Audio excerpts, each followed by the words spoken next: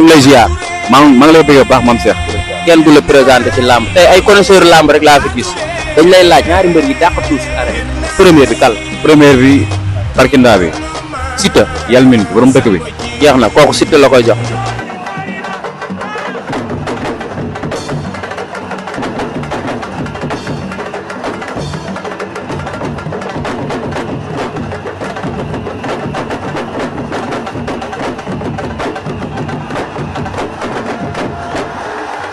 deuxième bi kan nga koy jox. Amadou Balde leen si Fego Pago jëkkëru Bande.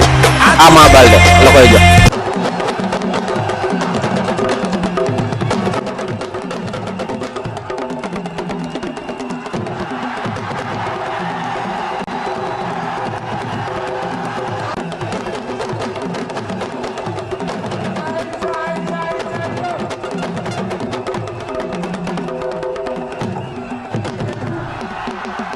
meilleur lutteur 2025 si booy yi koo koy jox. meilleure révélation. ci xale yi. dañ koy jox Bébé Gouy Gui. Bébé Gouy Gui. gars yi 4 combats 4 victoires. grand yi koo koy jox. Franc la Émilie France sans Gomis. jeex kon mat na gars yi mi ngi noonu gars yi ñu abonné ñu partagé. ki mooy Jara kii kenn dootu ko présenté ci làmb ji tey waa làmb rek laa fekk Jara ñaari mbër yi nga xamante ne tey boo doon défilé sa TikTok gis seen tous doo dem da ngay taxaw seetaan leen premier mbër kal. premier mbër bi Ama Balde. Ama Balde waaw. Ama Balde la wax ñu dem seeti Ama Balde.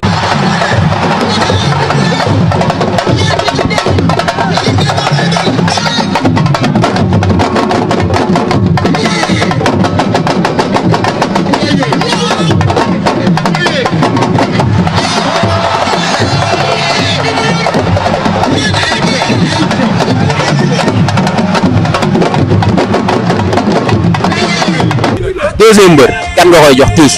mun naa ko jox Yalmin bi. Siteu. waaw Siteu la wax ñu dem xooli Siteu.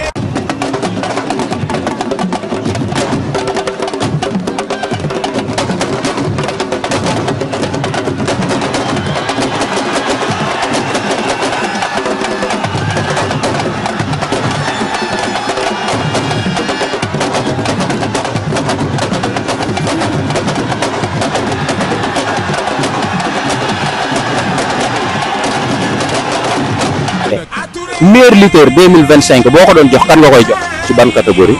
catégorie yow yaa tànn ñaari catégorie grand yi ak booy yi grand yi wax ñu booy yi wax ñu. bu dee ci booy dama koy jox Bébé Gouy Gui. Bébé Gouy Gui borom 4 combats 4 victoires. grand yi koo koy jox. grand yi bon entre Modou Lo laa koy jox ak Franc parce que ci saison bi